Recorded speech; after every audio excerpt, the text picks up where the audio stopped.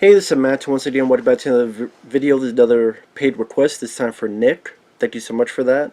And for those interested in requesting pretty much any type of videos, topics, reactions, commentaries, reviews, re-reviews, what have you, feel free to send it either directly to my PayPal or join my Patreon. Both things are down below in the info box. And this is for a graphic novel, a comic called Elric, the Ruby Throne, and then there's another one as well, Volume 2. Now, to be honest, I did not know a single thing about Elric. I did not know about his history. I did not know about his background and stories. But at the same time, when Alan Moore's like giving you props, like, hey, this is actually a pretty good adaptation, this Alan Moore does not shoot out compliments, like, ever. Usually, Alan Moore's like, I hate, what people say about me. I hate everything. And again, for a guy that does not know jack squat, this was at least interesting to read. Elric is this albino emperor, and it's a fairly very fantasy type of world. His cousin wants wars. Our leader, he's at best an anti-hero. Although, to be honest, you don't really like any of the characters, at least to me. I'm like, everyone's a scumbag. I don't care if all of you die. But, the cousin likes to call the Emperor albino, because he is albino. And the cousin, you tell, wants the throne. And our lead, Elric, is married, or is in love with his cousin, who is the other cousin's sister. So, get ready for the inbreeders. No.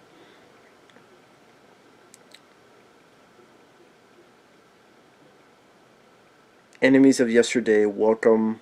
Alright, okay. Sorry. There's a lot of dialogue, and that's for later. But pretty much, it's a time of, like, it's fantasy, but it's also decadence. At times, I almost maybe think of, like, if it's a fancy version of, I don't know, what was that movie? God, I have it on the tip of my head now. Malcolm McDowell was in it, and he was like a really fucked up emperor. Caligula. At time, I'm like, is this like a fancy version of Caligula? Really beautiful, nice, detailed drawings. I want to get that in there. I'm going to try to put an image. Part of me wants to put the image just here and screw my face. Well, maybe not screw my face. I mean, if she is willing and she wants to sit on my face, but that's a different video. But this beautiful, detailed drawings, and that is the best part of this. It's just consistently beautiful drawings that are great, eye-catching to the eye. And the story is that the cousin thinks the albino, the emperor, is weak. Elric is weak. We used to be figures that people would be scared of our names, but what are we doing now?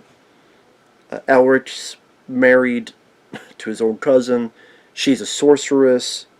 At times he's like, Elric needs blood to help him have his strength and survive.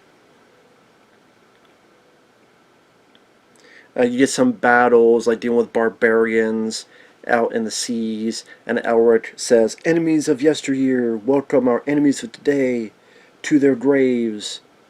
And even he uses a bit of sorcery, and so these dead zombie things take over the barbarians. Just really beautiful paintings. And like there's one where a barbarian throws Elric overboard, and the cousin, who wants to throw him for himself, lets him die, but the Lord of the Sea does not want him to die, needs him. So there's like a bit where it parts like the Red Sea as Elric goes off. And again, I can't talk enough about just the beautiful artwork in it. So one thing leads to another. The cousin is an asshole. He comes back, doesn't kill the cousin, Which is funny. It seems like he'll kill anybody else, but this is like the one guy he won't kill is the guy he should kill. It's like, in order to keep the story going. They try to explain it, but still it's one of those, like, you're willing to do all this stuff and later on destroy villages with kids in it, but, you know, the one guy who should die, you don't. Okay.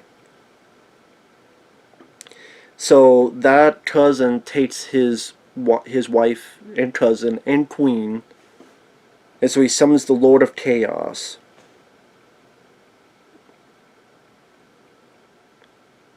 And the Lord of Chaos likes to mock him, but also helps him, likes him, but at the same time is an asshole, and says, well, you want to save the girl who will die by your hand? And that kind of gets into the second volume where him and his men are on this journey to find the queen. The Lord of Chaos is showing me where to go. We get a ship that will go over land and sea on their journey. Like, this is, again, it's an anti-hero.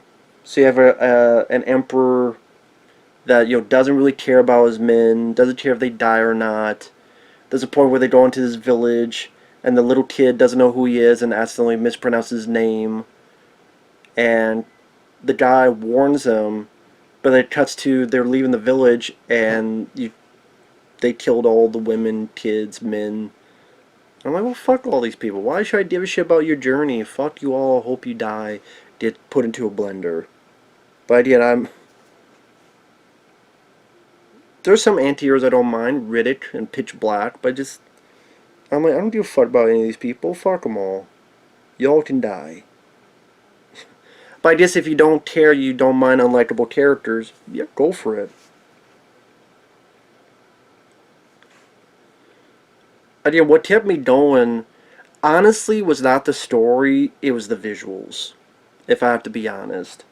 Because I usually this is just personal preference.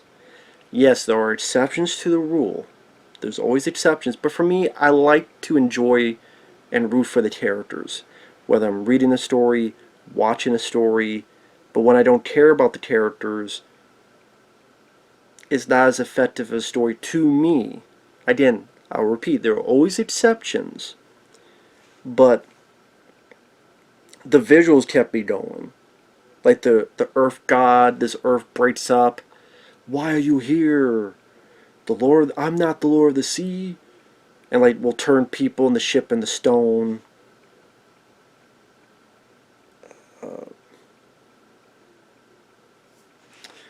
It gets to the finale where he fights his cousin, and the Lord of Chaos gives him, my children, you know, these two black swords, which are alive and want to be fed, and beats the cousin, but doesn't kill him.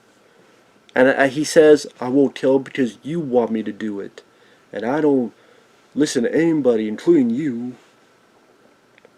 I'm like, maybe this time you should, because, you know, the cousin deserves it, but whatever.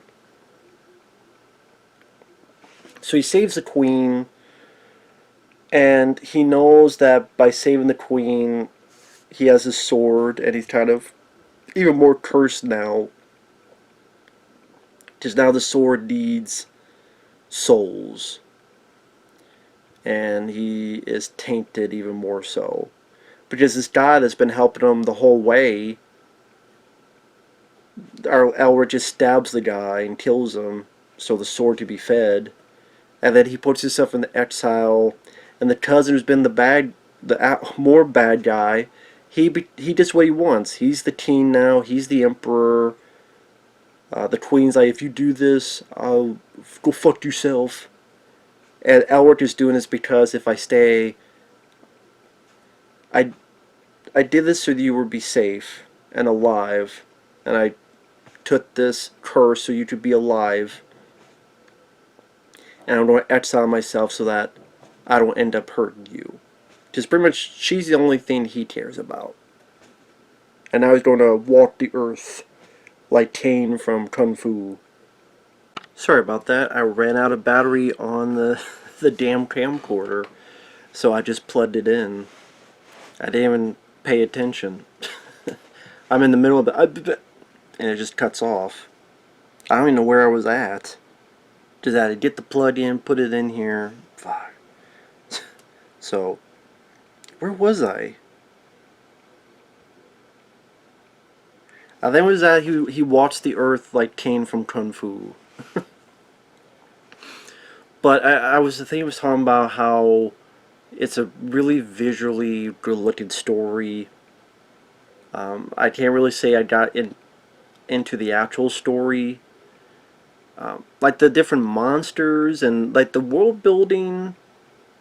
This one monster in Volume 2 that seemed like it was for a search party, and they like whip it or something at the beginning of Volume 2 because you failed and you came back here alone. It made me go, what's this creature's story? Like, it just one of those creatures they use to for reconnaissance or something.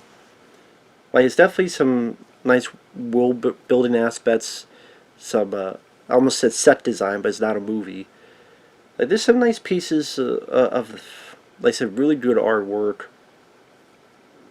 Like I said, I'm not sure if I'm sold on the story itself, or I can't really say I like the characters. Like, I care what happens. Like, if any of these people die, I wouldn't care, and if they grew, I don't know, horns out of their butthole, or if they grew a third head or a fourth testicle, I can't say I would care either way.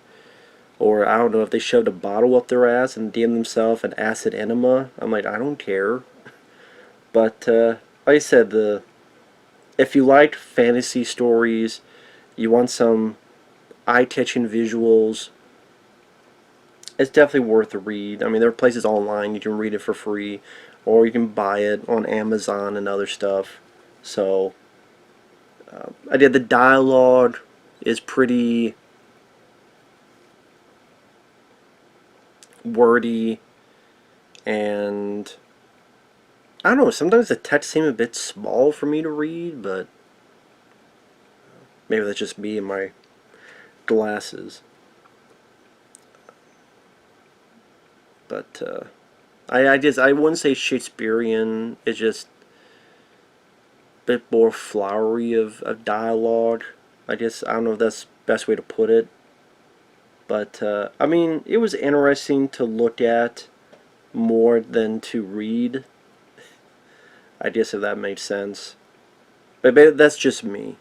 That's just me. So, with that said, thanks for watching. Take care. We'll see you guys later. Bye bye.